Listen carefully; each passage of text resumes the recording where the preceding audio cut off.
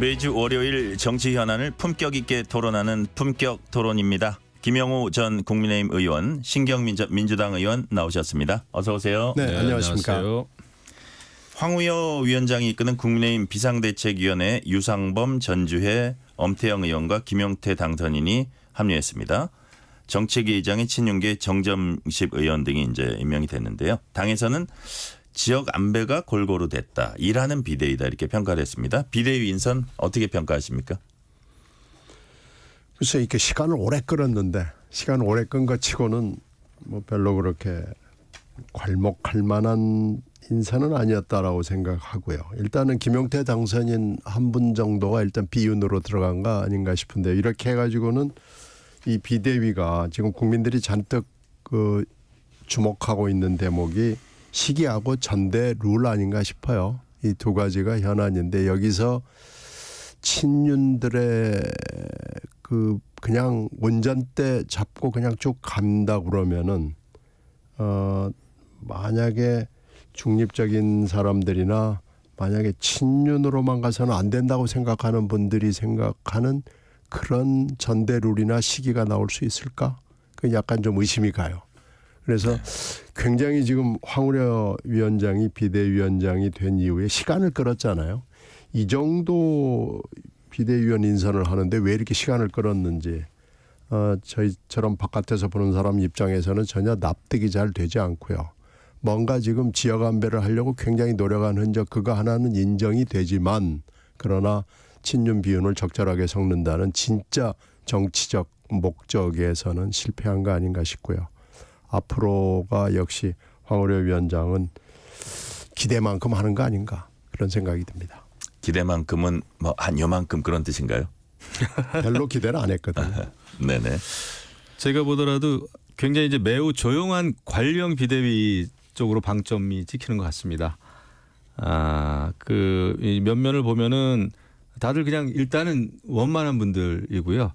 그래서 결국은 이제 전당대회에 여러 가지 필요한 사무적인 일들을 그냥 잘 해 나가겠다라는 정도인데 그럼에도 불구하고 저는 그 당대표 선거 룰을 지금 이제 당원 100% 아닙니까?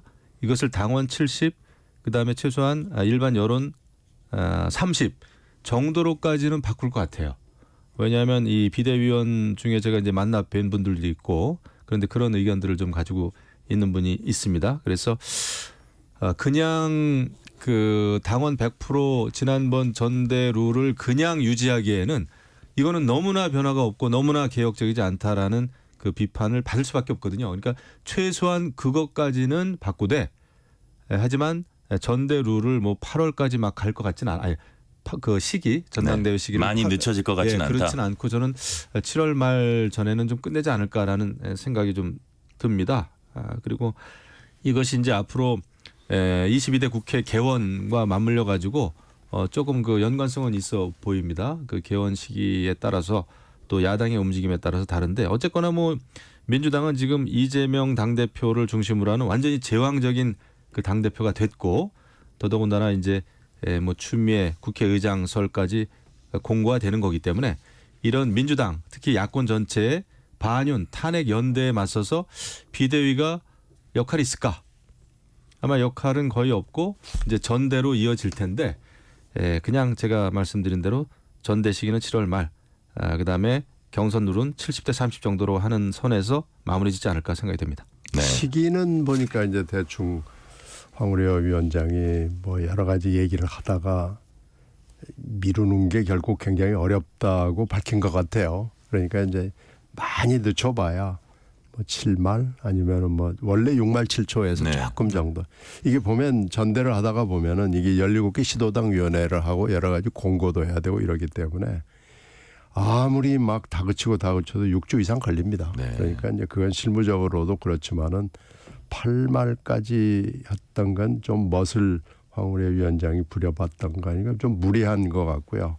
저는 7대 3 정도를 김 의원이 말씀하셨는데 안에서 뭐 내부적으로 굉장히 치열한 토론을 하겠지만은 100%는 말이 안 된다는 것이 이미 여러 차례 입증이 됐고 지적을 세게 받았기 때문에 노력해서 8대 2, 7대 3 7대 3까지 갈 수 있을까요? 근데 이게 그냥 8대2 정도 되면 하나만 하나만 하죠. 왜냐하면은 이게 이제 작년 3월 전대가 이제 7대 3에서 당원 100%로 바뀐 건데 네네. 그 7대 3을 복원하지 않으면 그 전으로 그러니까 최소한 7대 3 정도까지 가지 않으면 이거는 개혁을 해도 개혁으로 받아들여지지 않을 겁니다. 그래서 그거는 그래도 황우여 대표 비대위원장이 의식하지 않을까 싶어요. 네. 한번 기대해 볼 수 있을까? 저는 잘 모르겠습니다. 기대보다는 뭐 기도를 해야 되는 수준입니다. 조금 지켜보시죠. 다음 질문 넘어갈게요. 홍준표 대구시장은 이 와중에 황우여 비대위원장에 대해 거친 표현을 이어가고 있습니다. 이번에 보니까 노욕에 찬 어당파를 사퇴시켜야 한다 이런 얘기까지 했어요. 좀 뭐 일각에서는 조금 지나치다 이런 말씀도 있고 여기에 대해서 황 위원장 뭐라 그랬냐면 홍준표 시장의 비난은 나의 힘이다. 에너지의 근원이다. 예. 이렇게 맞받아쳤습니다. 이 과정 어떻게 보셨습니까? 그 황우여 대표는 역시 어당팔이세요. 굉장히 모든 쓴소리를 다 참아내고 담을 수 있는 정도의 인품입니다. 근데 이제 안타깝죠. 이것이 저는 이제 뭐 홍준표 대구시장께서 계속 황우여 비대위원장도 공격하고 또 한동훈 전 비대위원장에서 아주 쓴소리를 하시고 그러는데 저는 그렇게 크게 도움이 되지는 않는다고 생각을 합니다. 또 당의 원로시고 한데 이것이 어떤 그 조금 미래지향적이고 건설적인 비판이라기보다는 굉장히 그러니까 예를 들면은 한동훈 전 비대위원장 뭐 당에 얼씬도 하지 마라 무슨 애 취급하시고 그러는데 그것이 글쎄요 그렇게 그거는 어떤 해결책을 위한 비판이라기보다는 그냥 비난 같아요. 그래서 저는 차라리 그렇게 정말 전당대회 관심 있으시면 차라리 나서시라라는 얘기를 좀 하고 싶습니다. 그래서 지금 우리가 총선 이후에 지금 그 한 달이 훨씬 지나갑니다. 네. 이런 상황에서 비대위도 그렇고 우리 당에서 국민의힘도 그렇고 용산도 그렇고 뚜렷한 개혁이나 변화의 조짐을 보이지 못하고 있어요. 그런 상황에서 상대방에 대한 비난과 남탓만 지금 하고 있단 말이에요. 이거를 볼 때 총선 진 것도 지금 굉장히 큰 문제입니다만은 총선 지고 난 이후에 지금 벌어지고 있는 일들이 정말 국민들을 두 번, 세 번 실망시키고 있다라는 차원에서 이렇게 가서는 안 된다. 이렇게 가서는 안 된다. 특히 당의 어떤 원로나 경험이 있으신 분들 이런 분들은 오히려 모여서 이렇게 합시다. 이렇게 해야 된다. 변화를 위해서는 이렇게 해야 된다. 우리가 살 길은 이거다.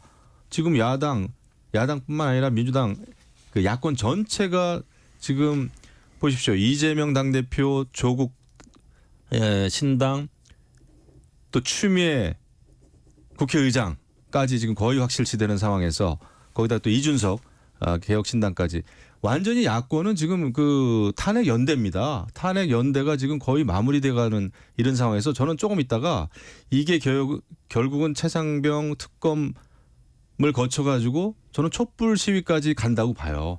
이렇게 중차대한 시기에 우리가 그냥 이렇게 불필요한 돌만 던져가지고 되겠느냐. 저는 굉장히 안타깝게 생각합니다. 네. 황우여 위원장은 그 에너지고 힘이다라고 하는 거 보면 역시 맷집이 있는 분인 것은 확실해요.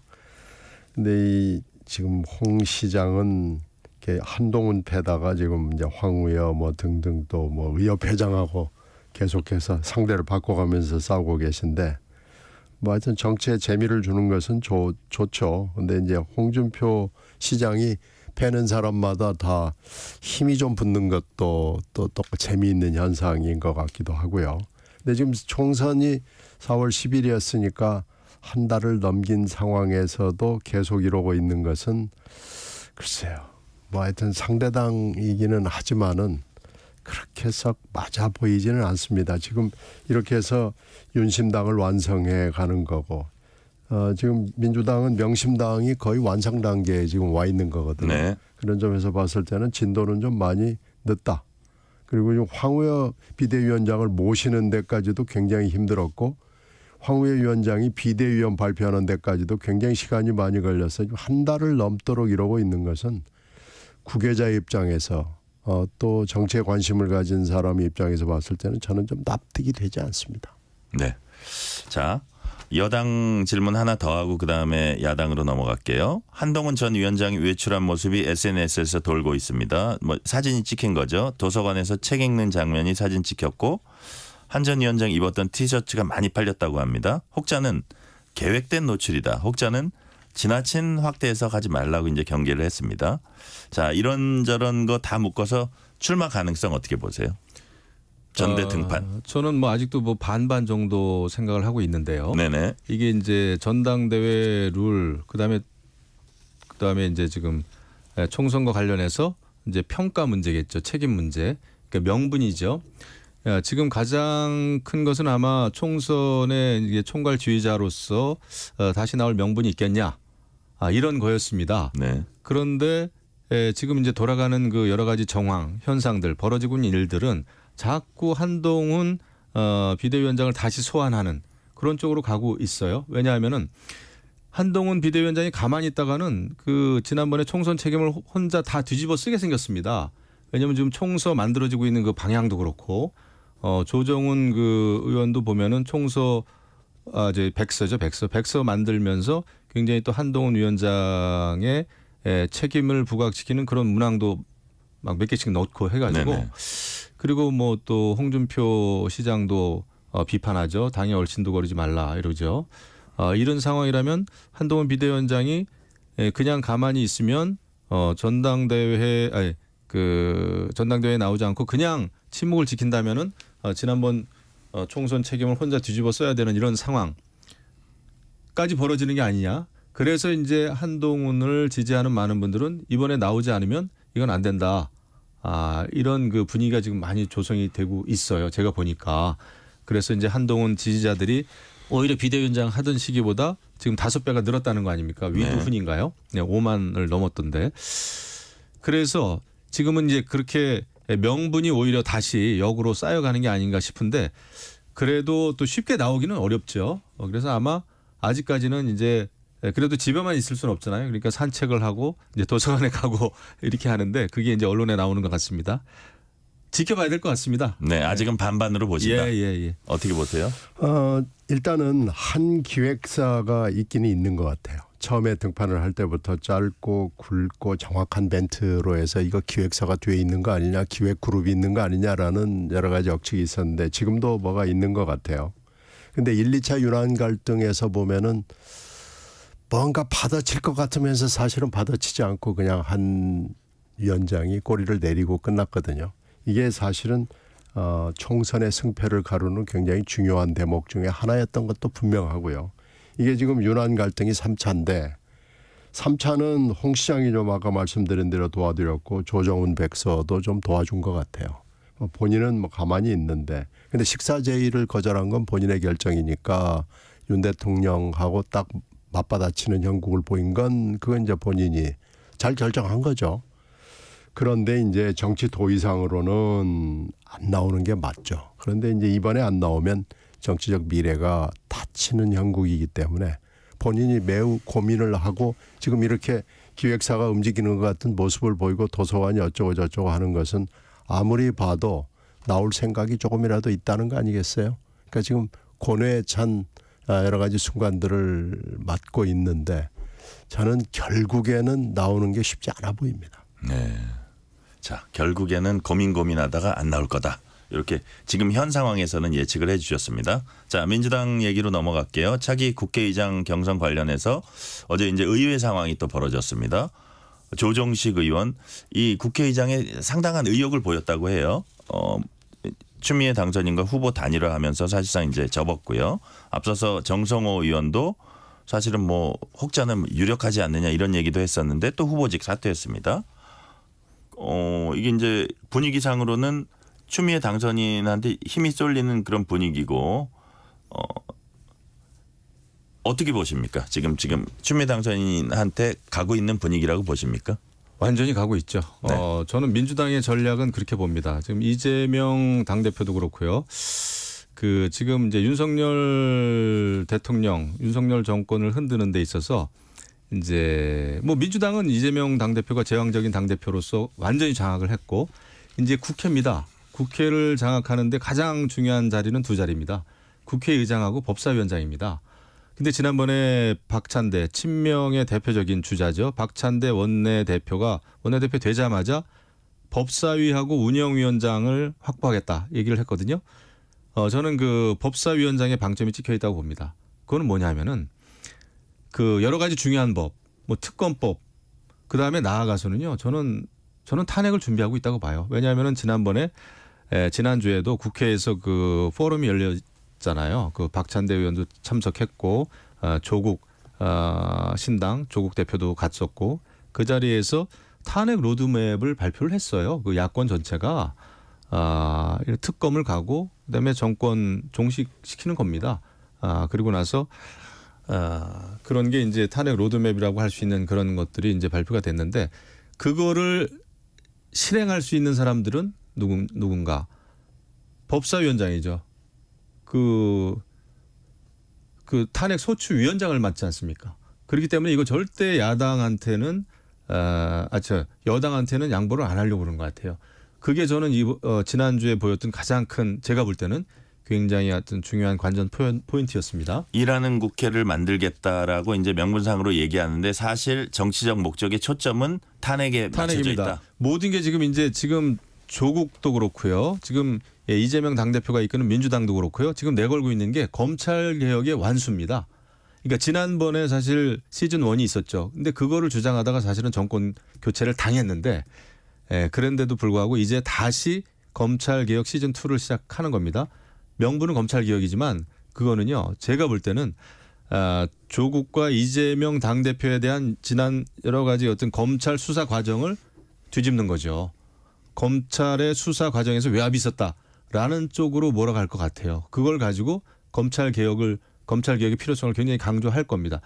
지난번에 이화영 경기부지사의 그 검찰청 술판 회유 이것도 거의 괴담 수준인데 그것도 바로 검찰의 수사 과정을 뒤집기 위한 하나의 저는 그 노력이었다 생각을 하는데 특검 얘기도 나오잖아요. 그렇죠. 조작 수사 특검. 그렇습니다. 그래서 지금은 검찰 개혁을 주장할 수 있는 이걸 추진할 수 있는 가장 강력한 자리 국회의장 거기에 추미애가 맞겠죠. 그래서 저는 처음에는 정성호나 조정식 쪽으로 국회의장을 생각했다가 아예 그냥 더 세게 나가자. 추미애 국회의장으로 가자. 이렇게 가는 것 같습니다. 제가 볼 때는. 자, 지금 김영호 의원님 말씀하신 거는 어쨌든 야권의 초점은 탄핵과 지금 조기종식 정권의 조기종식에 맞춰져 있다. 거기에는 어떤 검찰 수사를 무력화해서 일부 특정인에 대해 우리가 뭐 말하면 누군지 알겠죠. 특정인에 대한 어떤 검찰 수사도 여기서 멈추게 하는 데 있다. 이런 뜻으로 이해해도 그렇죠. 되겠습니까? 그렇습니다. 어떻게 생각하세요? 그래서 뭐 탄핵에 대한 것은 정확한 증거가 뭐가 떨어져 나와야 되기 때문에 그리고 광화문에 100만 이상의 시민들이 모여야 가능한 거기 때문에 지금 뭐라고 얘기하기는 매우 어려워요. 정당이 추동을 해가지고 탄핵을 간 경우는 사실 별로 없고요. 그렇게 가봐야 잘 안 됩니다. 그러니까 지금 그건 말할 건 없고요. 일단은 지난번 회견부터 사실은 봐야 될 것 같은데요. 이 회견의 여러 가지 해석들이 지금 많이 난무를 했고 지금도 있습니다만 저는 대통령이 그렇게 회견을 함으로써 특검을 다 거부한다는 걸 명백하게 밝힌 거 아니에요. 그래서 방탄 국가를 완성했다는 선언을 한 걸로 봅니다. 그래서 이건 이제 민주당이나 국힘당만 방탄을 하는 게 아니고 대통령실도 방탄을 함으로써 입법행정 사법이 모두 방탄에 나섰다. 검찰도 뭐 여러 가지 모습을 보면은 방탄을 하겠다는데 동참을 한 거라고 봐요. 그렇게 보면은 방탄 국가가 완성이 된 겁니다. 우리가 방탄소년단만 있어도 충분한데 방탄 국가가 이제 입법행정사법이 다 된 거죠. 여기에 이제 대응을 하기 위해서는 국회의장을 어떻게 해야 되느냐라는 고민을 야당이 하지 않을 수가 없죠. 근데 이제 명심이 결국은 국회의장을 결정을 하는데 작용을 했다고 보시는 그렇죠. 거죠? 정성호 의원이나 조정식 의원은 말은 뭐 세게 하죠. 뭐 요즘의 분위기상으로 봐서 세게 해야 뭐 후보로서 국회의장 감이라는 소리를 들을 수가 있기 때문에 말은 세게 하지만 결국 이분들은 원칙이나 멋에 대한 유혹을 떨치기가 좀 어려운 성격의 소유자가 아닌가라고 명심이 판단을 하는 겁니다. 그래서 결국은 말만 세게 하는 게 아니고 실제로 행동도 세게 하는 것이 여러 번 입증이 된 분이 추미애 당선인 아니에요. 추미애 당선인은 말하는 대로 사실 행동합니다. 그냥 가면 갑니다. 언행이 일치하네요. 네, 그렇죠. 언행이 일치하는 좀 드문 정치인 중에 한 분이고요. 그 언행 일치가 국가적으로 여러 번 입증이 됐고 뭐 최근에도 윤석열 대통령 전에 검찰총장 시절에 법무장관으로서 보여준 여러 가지 언행이 있기 때문에 국회의장도 아마 그렇게 비슷하게 할 거라고 누구도 믿어 의심치 않습니다. 따라서 명심이 추미애 당선인 쪽으로 기울었고요. 정성호 조정식 의원은 결국 여기에 순응을 한 겁니다.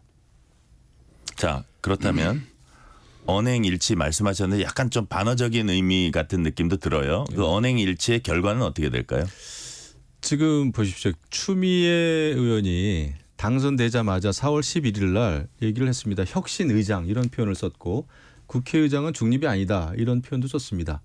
저는 세상 천지에 국회의장이 되고자 하는 분이 국회의장은 중립이 아니다. 또 혁신의장이라는 말도 저는 처음 들어봤는데 언행일치라고 하면 이제 그렇게 나갈 겁니다. 여기서 언행일치는 여러 가지 특검법이라든지 여러 가지 법안을 용산에서는 계속 거부할 거 아닙니까? 거부권을 행사할 텐데 이것을 제의하는 데 있어서 정말 열심히 하겠죠. 그다음에 웬만한 법은 직권 상정을 많이 하겠죠. 특히 이제 또 법사위에 뭐 도움을 받아가지고 그래서 저는 이제 거칠 것이 없다. 국회는 지금 이제 국민의힘은 완전히 108석으로 이제 쪼그라들었고 나머지 전체가 192석이 이제 야당인데 야권에서는 아마 뭐든지 밀어붙일 겁니다. 그 최선봉에 이제 추미애 국회의장이 있는 거죠. 또 박찬대 원내대표가 있는 거죠. 또 이재명 당대표 지시가 있겠죠. 그래서 이것은 아까 이제 말씀이 있었습니다만 탄핵이라는 게 쉽지는 않아요. 하지만 여러 가지 이제 최상병 특검을 기하로 해가지고 벌써 지금 장외로 나서지 않았습니까? 용산 대통령실 앞에서 시위도 하고 이런데 만약에 이제 용산이라든지 어떤 실수가 만약에 노출이 된다든지 뭐 비선 라인의 그 가동 이런 게 어떤 그 현실화된다든지 뭐 인사에 있어서의 문제가 있다든지 부패의 문제가 있다든지 그러면 여러 가지 이런 그 사건들이 중첩이 되면은 이제 불이 붙는 거죠. 예전에 과거에도 저 MB 시절에 그 광우병 사태도 그랬고요. 그 다음에 박근혜 대통령 때 그 탄핵도 그랬고 처음에는 설마 했습니다.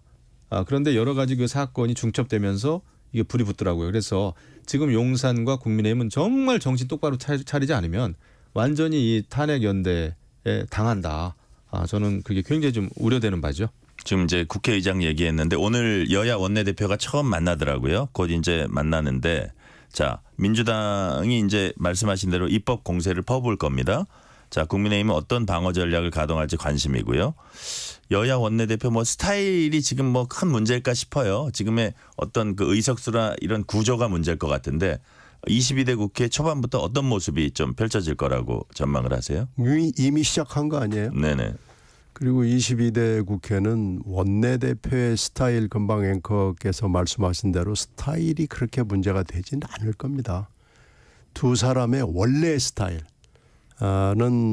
좀 뭐 여러 가지 또 그렇죠. 뭐 여러 가지로 부드럽고 뭐 어쩌고 저쩌고 하는 이런 평가들이 있습니다만은 그 뭐 전혀 그게 아무 의미가 없을 거예요. 결국은 윤심당 명심당이 아주 뭐 굉장히 적나라하게 초반부터 붙을 거고요.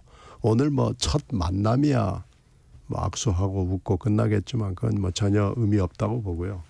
윤심당, 명심당이 이제 앞으로 어떻게 갈 것이냐라는 건 사실 기자회견이 굉장히 큰 분수령이었습니다. 대통령의 기자회견에서 여러 가지 변화된 모습을 기대하고 기다렸던 분들이 좀 있었습니다만은 김건희 여사 그 디올백 사건에 대해서 사과라는 멘트 하나 한 것 빼고는 아무것도 취할 게 없는 뭐 그걸 높이 평가하는 분들은 아주 좋은 기자회견이었다고 얘기하지만 야권이나 중도층의 입장에서 봤을 때는 그 기자회견에서 아무것도 새로운 것이나 태도의 변화를 볼 수 없었다라고 평가하는 거고 그렇게 할 수밖에 없다고 저는 보고요.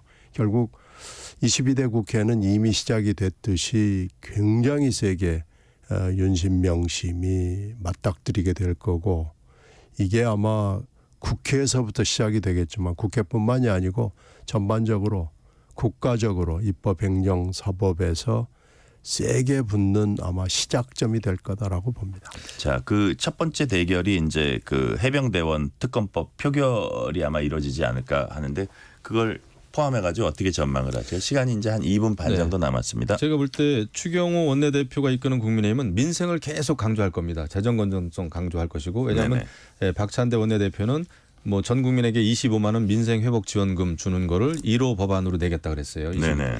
그래서 추경호 원내대표는 민생을 계속 얘기할 것이고 박찬대 원내대표는 그런 그 민생을 이야기하면서도 검찰 개혁을 얘기를 분명히 할 겁니다.